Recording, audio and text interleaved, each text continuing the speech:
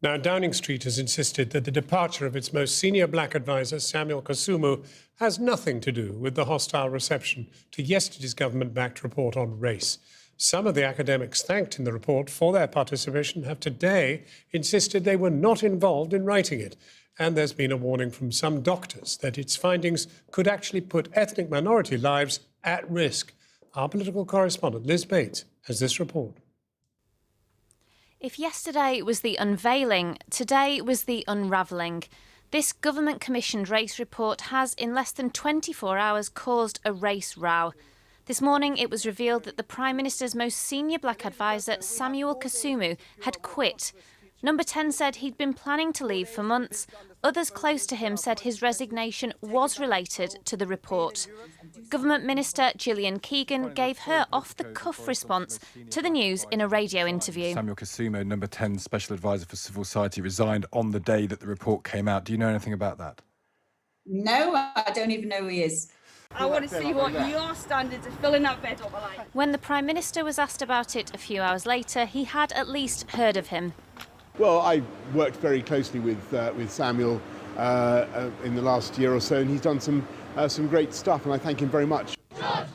The Race Commission was set up in the wake of the Black Lives Matter movement to look into racial inequalities in Britain. But it was widely condemned when it found no evidence of structural racism, instead blaming disparities on economics, geography and culture. And today, even some contributors named in the report itself were distancing themselves from it. One asked for his name to be removed. Another, Stephen Bourne, said he had no knowledge of the report, having only attended one meeting at Number 10. I never consented to it. I was never consulted about it. And the more I thought about it overnight and this morning, the more angry I became. People are just going to see your name there and associate you with a damaging report. And I had nothing to do with it. Criticism also came from senior medics via a searing takedown published in the British Medical Journal.